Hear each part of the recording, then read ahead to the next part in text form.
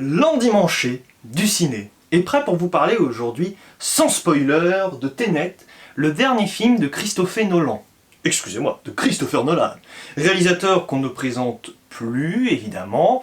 Et ce film, donc, Tenet, qui est sorti la semaine dernière, gros blockbuster, oui, super production depuis un petit moment, donc ça fait toujours plaisir à entendre, puisque la Warner a fait un petit peu ce qu'on appelle le forcing avec Christopher Nolan pour qu'il sorte au cinéma, malgré cette période de pandémie, de Covid, enfin bon. Donc déjà, pour cela, bonne initiative, c'est bien. Là où d'autres se sont défilés, on fera notamment référence à Disney, mais il n'y a pas que Disney évidemment, hein. De manière générale, tout le monde laisse un petit peu tomber les grosses sorties parce qu'on est persuadé que ça va être un gros flop au box-office. Moi je vais voir Tenet donc en fin de première semaine d'exploitation, parce qu'apparemment au box-office il cartonne bien en France, donc je me suis pas pressé, j'ai laissé les gens y aller, moi j'y vais tranquillement. J'attendais davantage par exemple les Nouveaux Mutants, bon, qui m'a complètement déçu, et donc Tenet je pouvais attendre même encore quelques semaines avant de le voir, c'était pas du tout le problème. Bien. Et donc, parler box-office c'est bien, réussir son film c'est mieux, car je ne vous cache pas que je trouve ce film horrible. Je trouve ce film rempli, mais au final, vide. C'est-à-dire que, pour tout vous expliquer, hein, voilà, j'ai vécu 2h30 de cauchemar, d'abominables déceptions, et j'attendais rien du film, comme je viens de vous le dire, c'est assez terrible. Le générique de fin commence, avec une musique qui est complètement à côté de la plaque, hein. Je comprends toujours pas, je pense que Nolan a parfaitement compris que de manière générale le public ne s'intéresse pas du tout, et les spectateurs ne s'intéressent pas du tout au générique de fin, donc il s'est permis le luxe apparemment de laisser la musique faire un peu n'importe quoi, bizarre, j'ai pas compris. C'est pas grave, il n'y a pas que ça qu'on ne comprend pas dans le film, vous me direz, donc on en reparlera, mais voilà, je termine le film, et ma première pensée, et je vais verbaliser à la personne qui est avec moi, c'est le pire film que j'ai jamais vu. Et c'est peut-être le cas. Voilà, clairement, donc vous situez la chose. Maintenant je vais essayer de m'expliquer, parce que je ne vais pas ici chercher à exploser le film, enfin, il va forcément se faire exploser, hein, avec ce que je vous dis là, mais je vais rester calme, je vais essayer d'être constructif, car c'est important. Le concept du film, que je ne vais pas spoiler ici, même si je pense que maintenant beaucoup de gens ont vu le film, mais malgré tout, on va faire comme si vous ne saviez rien, mais le concept du film, qui consiste à... C'est pas un voyage dans le temps, même si à un moment on fait quand même pas mal d'allusions à Retour à le futur, notamment, mais voilà, il y a toute une question de choc temporel, voilà, qu'on essaie de nous expliquer, et c'est là le problème du film, c'est qu'il essaie sans cesse de nous expliquer plein d'éléments, son concept, et moi qui suis resté très concentré pendant le film, je tiens à le préciser, je n'ai jamais été aussi concentré pendant un film pour essayer de saisir la moindre information, parce que si vous ratez une ligne de dialogue, alors là, ça y est, on est complètement perdu, il n'y a plus rien à comprendre. C'est que tout simplement aussi, là le problème, c'est qu'il y a des informations qui n'ont aucun sens entre elles, qui s'enchaînent, on ne sait d'où. Au lieu d'avoir 4-5 phrases d'explication très constructives, très claires, précises, on en a 40-50 qui sont là pour essayer de te compliquer un peu le truc, voilà, alors il y a ci, il y a ça, et d'un coup, tu te rends compte que 10 minutes après, les grandes règles d'or qu'instaure Christopher Nolan dans son film sont complètement transgressées. Et ça n'a aucune conséquence à rien. C'est terrible.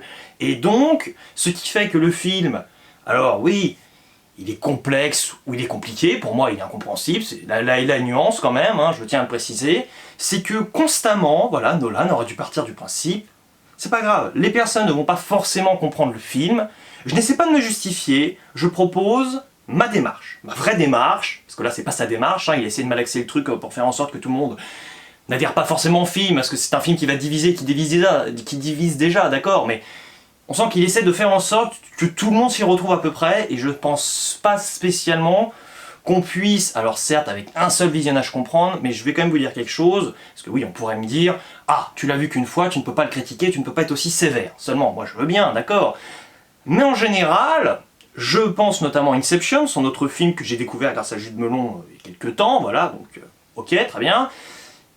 Je pense que revoir le film, c'est clair même, va me permettre de comprendre mieux certains détails, le concept, voilà, même si j'ai beaucoup aimé Inception au premier visionnage, mais je pense que je peux l'apprécier encore davantage. Le problème ici de Tenet, c'est qu'il y a des moments où vous croyez comprendre, c'est-à-dire vous dites « Ah, ça y est, j'ai compris que tel personnage, eh bien c'est lui, voilà, qu'il recherche, il cherche en gros un MacGuffin qui va permettre de trouver un MacGuffin, qui va permettre de trouver un MacGuffin, enfin bon, voilà la chaîne un peu compliquée quoi. » Et seulement, une fois que vous avez cru comprendre quelque chose, et c'est le cas, vous avez bien compris, vous vous rendez compte que c'est un détail qui n'a tellement rien à voir avec le centre du film, à savoir son concept, hein, c'est ça, le concept très vaste, très vague, qui ne rime à rien, enfin vraiment, rime pas grand chose, quoi, On comprend pas le concept parce qu'on comprend pas ce que représente le concept par rapport à la vraie vie, quoi. Il y a une réalité qui est la nôtre, ou en tout cas celle des personnages au début, et après il y a un concept qui doit faire en sorte que la réalité sera changée, clairement. Et là le problème de film, contrairement par exemple à Inception qui arrive en amorce, tout du moins, nous montrer un monde complètement bizarre, mystérieux, qui n'est pas vraiment le nôtre, mais auquel on s'attache directement, et qui nous permet d'opérer vraiment une bascule, et de garantir, on va dire, chez le spectateur, une sorte un petit peu de compartiment entre chaque monde, chaque explication, chaque règle. Ici, dans Tenet, on n'arrive pas à distinguer ce qui est temporellement, entre guillemets, impossible dans notre réalité, que ce qui est le plus banal. Et c'est un peu problématique, parce qu'en soi, la première scène du film, je ne vous la spoile pas, elle ressemble beaucoup à celle très spectaculaire de The Dark Knight. Bon, très bien. Elle est très bien filmée, il n'y a pas de problème. Hein. C'est très bien filmé, c'est plutôt lisible, il y a de bons effets, voilà, on sent cette approche dans tout ce fantasme un petit peu, voilà, on voit toute cette approche très réaliste qu'a Christopher Nolan, qui continue de l'habiter, quelque part c'est très bien. Seulement au fur et à mesure dans le film, vous commencez à comprendre ce qui arrive. Moi j'ai compris un peu trop vite ce qui allait arriver, parce que c'est ça aussi le problème, c'est que j'ai rien compris au film, mais j'ai compris où il voulait nous emmener. Aller chercher la logique dans tout ça, je pense qu'il n'y en a aucune avec ce film de toute façon. Bref, voilà, donc c'est-à-dire qu'à un moment on essaie de vous faire des retournements de situation, mais par rapport aux costumes que portent les personnages, par rapport à ce qu'ils disent, par rapport aux nombreuses maladresses dans l'écriture, on va tout venir à des kilomètres. Mais bon, bref, passons, voilà, c'est ainsi, on ne peut plus changer les choses. Mais on en arrive donc à un moment où au cours du film, oui, la réalisation est toujours au rendez-vous, visuellement, et avec ces fameux retournements de situation, pseudo retournement de situation, ces fameux twists dont on parle souvent, voilà. Le problème, c'est que ça déconstruit pour moi tout le film. C'est-à-dire que toutes les scènes qui sont spectaculaires, voilà, qui sont un petit peu tape à l'œil, mais qui sont vraiment nolaniennes, hein, c'est-à-dire que si on aime Nolan, on peut aimer ces scènes, et c'était plutôt à peu près mon cas. Seulement, si on y réfléchit à deux fois, et si on rembobine le film dans notre tête, rien ne fait sens. La première scène du film, tant spectaculaire soit-elle, ne rime absolument à rien. Et c'est le problème du film. C'est-à-dire que Nolan, c'est bien, il a voulu faire un film qui est beau, d'accord. Seulement en même temps, il a voulu faire un film qui soit complexe. C'est pas le problème. Seulement, le film dure 2h30 et on les sent franchement passer parce qu'à un moment, moi j'en avais ras-le-bol. Nolan nous prend quand même parfaitement pour des billes, hein, je suis désolé d'expression, mais c'est un peu le cas. C'est-à-dire qu'avec certains personnages, à un moment, on sent quand même qu'il y en a certains qui essaient de comprendre ce qui se passe. Voilà, même ils se disent ah oui, alors attendez, j'ai une question. Et t'as un personnage qui dit oh, vous avez d'autres questions débiles. Et alors là, instinctivement, j'ai eu envie de me lever de mon siège dans la salle et j'ai eu envie de me barrer. Je me suis dit non, là c'est pas possible. Nolan me prend pour un idiot. Pourquoi? Parce que des personnages dans le film se posent la même question que le spectateur, Nolan volontairement n'a pas envie d'y répondre, et c'est pas parce qu'il a la réponse, c'est justement parce qu'il n'a pas la réponse. Il sait pas du tout où il est, Nolan, c'est le truc le plus terrible, quoi. Alors déjà, je me suis dit, oulala, au secours. Bon, passons sur le fait que même si visuellement c'est peut-être sympathique, j'en sais rien, enfin, oui, j'ai plutôt l'impression, mais on sait même pas contre qui on se bat, on sait même pas pour qui on est, on sait même pas ce qui se passe, on comprend à peu près l'enjeu du film, d'accord?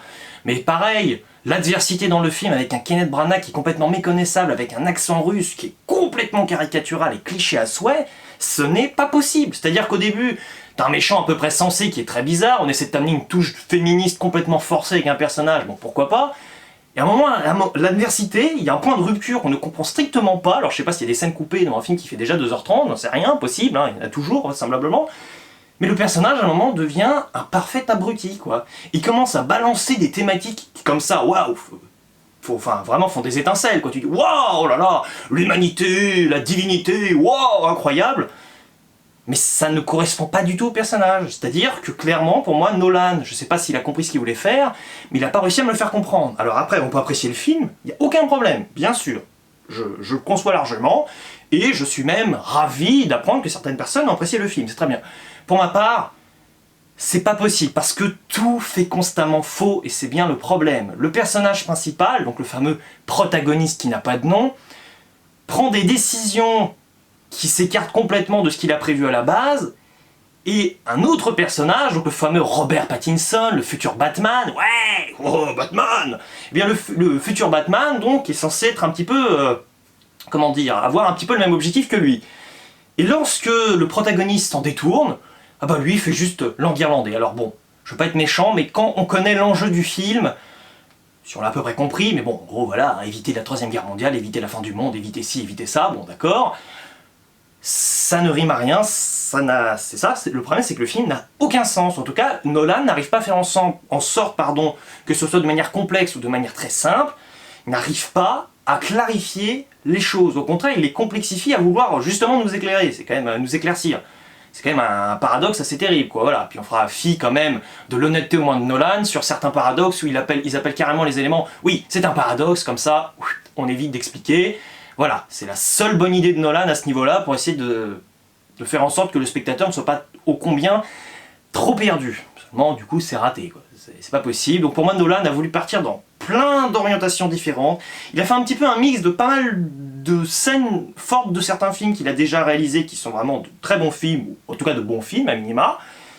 Il n'a pas réussi à faire en sorte que le tout prenne corps, quoi, clairement, et que on sente au moins une sorte de cohérence, même au premier visionnage, voilà, parce que peut-être qu'il faut revoir le film, moi j'ai pas envie de le revoir, hein, clairement, c'est terminé, je le reverrai pas, pour moi, c'est fini, je peux pas, je suis énervé après ce film, je suis très énervé, ça m'empêchera pas de voir les autres films de Nolan que je n'ai pas encore vu lui précédemment, ou les prochains, d'accord? Pour moi là, non, il s'est complètement perdu, c'est pas bon, hein, clairement. Et donc sur ce fameux métrage, sur ce fameux projet, le pire dans l'histoire, c'est qu'on peut même pas dire que les acteurs jouent mal, c'est pas le cas. On peut même pas dire, donc vous avez compris, que visuellement c'est une catastrophe, car c'est pas le cas. C'est juste que l'écriture du film plombe le film constamment. Mais c'est dingue, à 100% pour moi, avec des dialogues qui sont bien mieux construits, bien mieux écrits, avec un rythme qui soit bien plus lent, parce que là, c'est pas possible, clairement. On aurait pu nous faire un bon film, peut-être même un très bon film, mais au moins un bon film, enfin un film passable, quoi, quelque chose, quoi, voilà, quelque chose qui ressemble à quelque chose, c'est le cas de le dire. Bon, bref. Et le problème, donc, c'est que, voilà, le personnage de la dame dans le film, donc qui s'appelle Elizabeth Debicki, voilà, ou Catherine, mais bon, on va l'appeler Kate, du coup, voilà, c'est bien. Cette année, tous les personnages au cinéma en 2020 qui s'appellent Kate sont complètement ratés. Bon, passons. Cette actrice, qui est d'ailleurs très grande, enfin, doit avoir des talons, mais c'est toujours drôle, d'ailleurs, des personnages qui la regardent comme ça, mais qui véhicule donc plein de thématiques féministes, enfin qui essayent en tout cas, et dont le personnage est aussi un petit peu bizarre, c'est-à-dire que pour moi elle déconstruit tout l'enjeu final du dernier acte du film, clairement.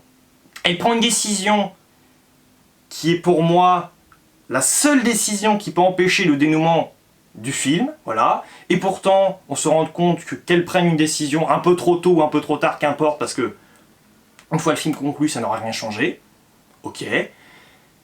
À la fin, elle voit un personnage et elle lui parle un petit peu, mais comme Nolan est un peu perdu, il est obligé de faire demander à son personnage « Ah bah au fait, la mission l'a réussi ou pas ?» C'est pas le premier truc qu'on est censé demander quand on a bouclé entre guillemets une mission avec un enjeu si important, c'est peut-être la première question à poser, quoi. C'est pas juste j'arrive, allez on parle de ci, on parle de ça, on peut parler de ce qu'on veut, mais voilà, non, c'est au bout de la troisième ligne de dialogue qu'on se demande enfin quel sera le destin du monde, quoi. Non, mais c'est logique, quoi. Clairement, j'ai pas compris, le personnage principal, bon, sans attache, hein, clairement, on s'y attache pas du tout, enfin, pas mon cas du tout, à cette manière assez désagréable quand même par moments d'essayer non pas de faire des blagues, mais presque de ne plus prendre les choses vraiment au sérieux. C'est très laborieux, quoi, c'est très très laborieux, donc écoutez, je vais pas m'acharner plus longtemps, je ne comprends pas du tout ce film, enfin, pas que je comprends pas, attention, mais je ne conçois pas un film qui essaye à la fois d'être si compliqué, mais qui est pour moi complètement raté, quoi. Vraiment, c'est du forçage inutile, c'est complètement n'importe quoi. Donc écoutez, vous pouvez aller le voir ou le revoir au cinéma, hein, je vous le conseille quand même, il faut se faire chacun son propre avis. Dans les commentaires, n'hésitez pas à me donner le vôtre, pour ma part, je vais peut-être essayer de m'amuser à noter le film, allez. Bon, allez, si j'étais parti en me disant j'adore les films un peu d'action, allez, on va dire ça comme ça, vraiment gentil, mais j'adore les films d'action, voilà, qui n'entre guillemets ni queue ni tête, on veut juste voir des personnes se bagarrer ou des sites exploser. Je pourrais être gentil en mettant un 3 sur 10. Bon, si dans mon cas, j'attendais juste un film, sans en soi avoir vraiment d'attente non plus, c'est ça. C'est-à-dire que si je veux juste voir un film qui me correspond et qui me convient, ce film ne l'est clairement pas, et c'est un 1 sur 10, quoi. C'est pour moi le plus mauvais film que j'ai vu de l'année, parce que même si sur certains points il surclasse d'autres films que j'ai trouvé très mauvais, et bien sur un point en particulier, l'écriture, c'est tellement horrible que le film pour moi tombe absolument à plat. Et il n'y a pas de point positif, clairement pour moi, il n'y a aucun point positif qui ait un sens, voilà, parce que oui, visuellement d'accord, mais si ça n'a aucun rapport avec ce qu'on est censé nous expliquer, je comprends pas le délire, tout simplement. J'ai même pas compris d'ailleurs l'intérêt de la réalisation visuelle. Et je trouve même pas que ce soit du cinéma en soi, hein, parce que toute cette façon d'essayer d'apporter des éléments tout le temps, de tout expliquer, voilà, frontalement, blablabla, bla. Non, pour moi c'est pas du cinéma, je sais pas ce que c'est, mais c'est pas du cinéma. C'est pas grave. Donc écoutez, il ne me reste plus qu'à vous dire ciao, et à la prochaine. Ah, j'ai inversé le temps. Ouais, magnifique, n'est-ce pas?